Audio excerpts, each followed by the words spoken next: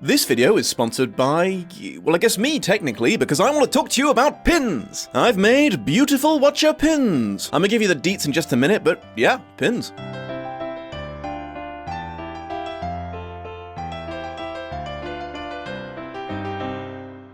Hello my beautiful watchers, Merry Christmas and welcome to Lost in Adaptation, the YouTube hosted show dedicated to comparing films to the books they're based on. And what could possibly be more appropriate to honour the upcoming holiday than the 1983 cult classic A Christmas Story? There's actually a bit of a backstory behind this one. What would eventually become A Christmas Story started life as radio sketches written and performed by American humorist Gene Shepard shortly after the end of the Second World War. They focused on the rather minor trials and tribulations of a young boy named Ralph, the main theme being presenting these inconveniences in a super serious and dramatic format to represent them being viewed through the lens of a precocious preteen. Shepard has denied them being fully autobiographical despite them taking place in his home state, claiming they were just inspired by the general experience of childhood. Aided and encouraged by author Shel Silverstein, Shepard eventually transcribed some of the more popular episodes and edited them into short stories, to be published in Playboy magazine, because apparently it really was for more than just boobs.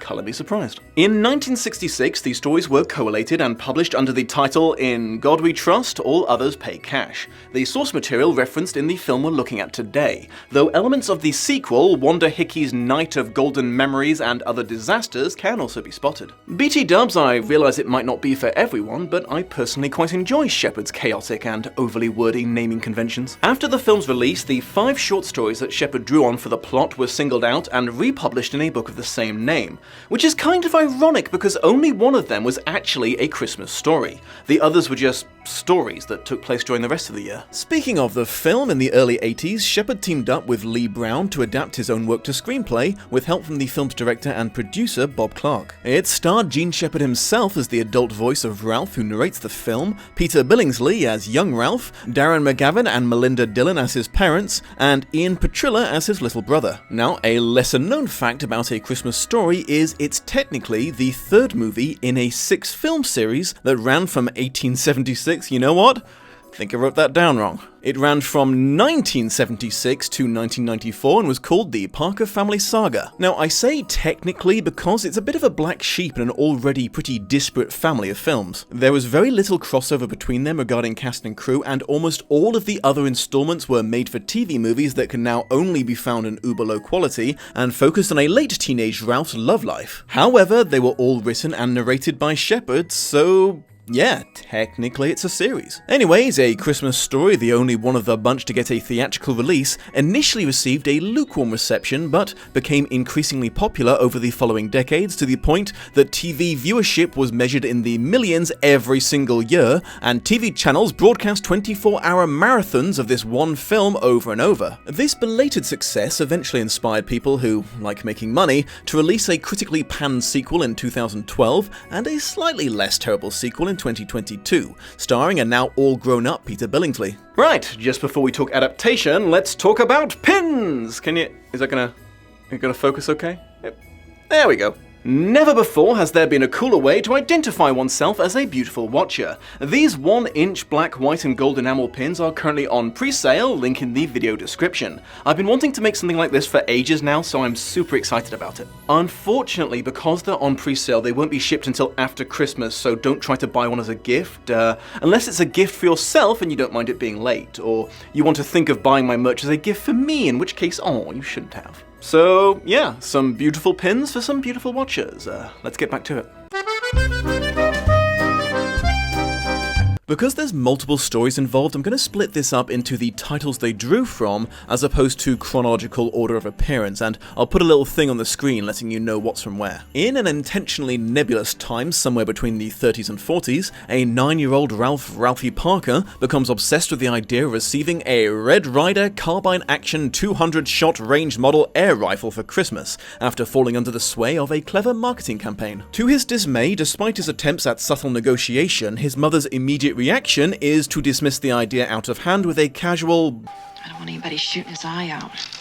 Ralphie's juvenile dreams of gun ownership continue unabated as he fantasizes about protecting his home from invaders with his expert marksmanship. Fun trivia, according to Billingsley himself, due to a miscommunication with the props department, he was accidentally given real chewing tobacco during this cowboy scene, which eventually led to a pause in production while the 13-year-old actor came down from the nicotine high. A school writing assignment about what he wants to get for Christmas provides fresh hope, as Ralphie attempts to write a treatise so compelling his teacher would be forced to advocate for him. But he's disappointed yet again when her primary response is also, "You'll shoot your eye out?"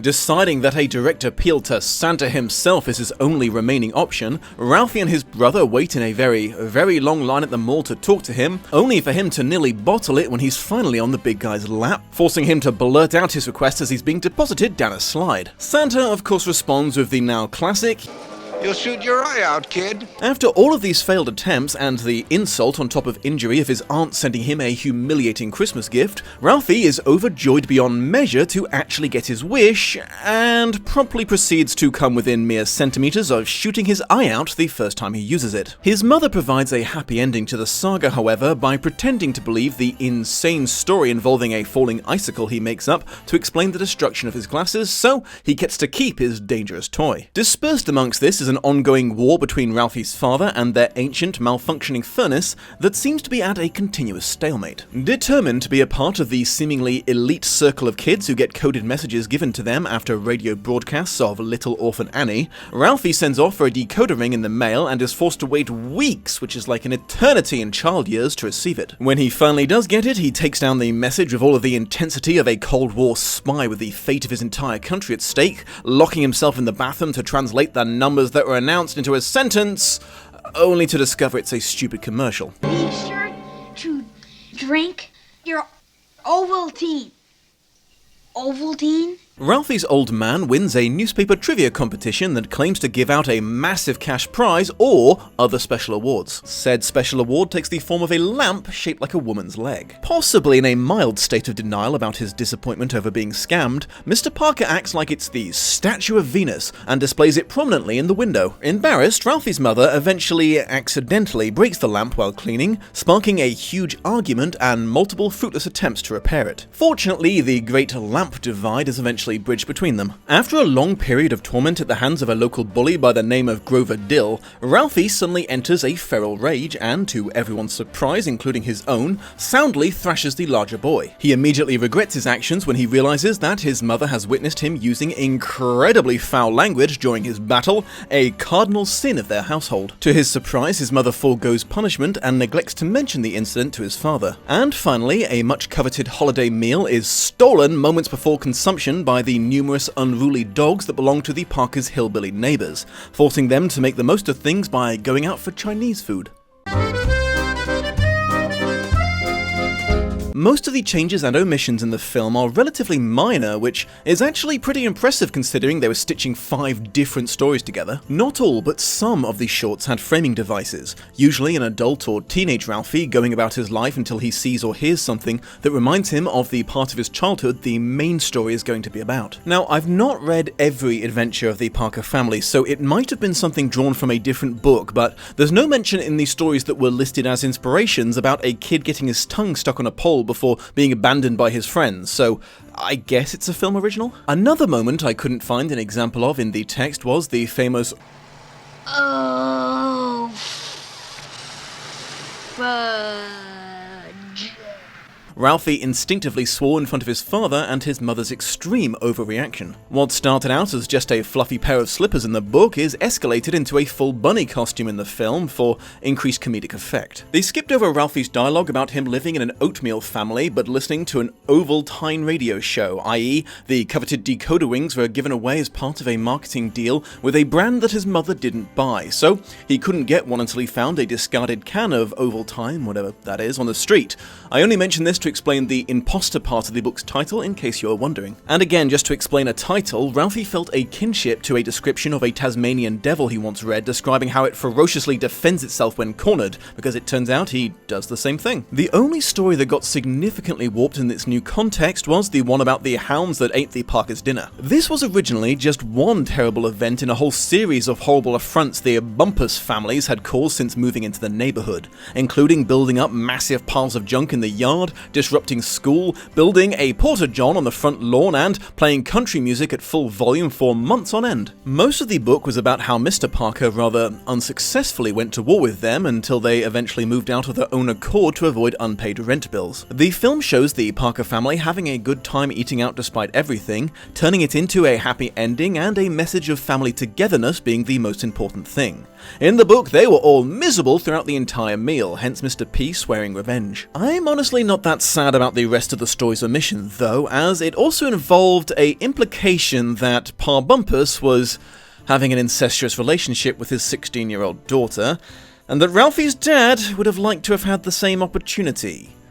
Not something we really needed in a feel-good Christmas movie. Or really anything.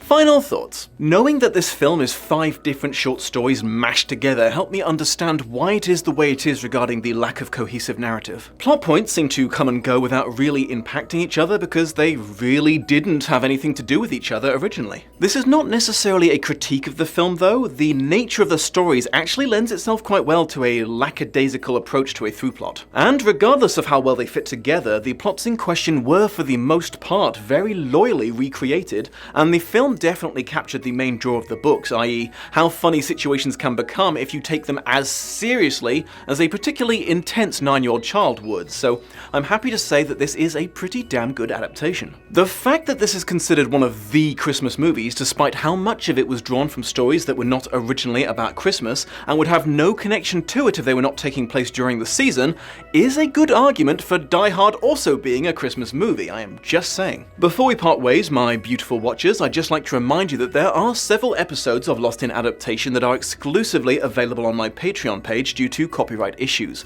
along with videos that I made specifically for my lovely patrons, so be sure to check that out if any of these titles appeal to you. Don't forget the liking, sharing and subscribing, or Sir Terry will be most upset with you, and happy holidays.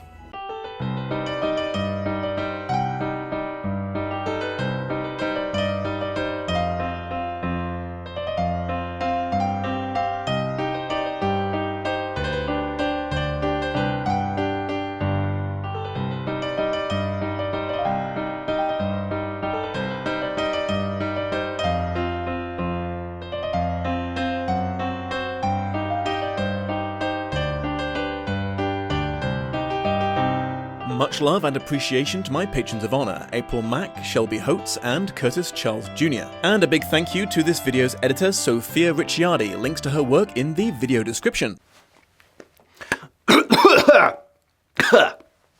Just choked on nothing. Someone really wanted to make his traditional cameo. Oh, now he's done with it. He's done with fame. Had his 15 microseconds, and now he wants to move on with his life. You're so fucking cute sometimes, when you're not attacking me.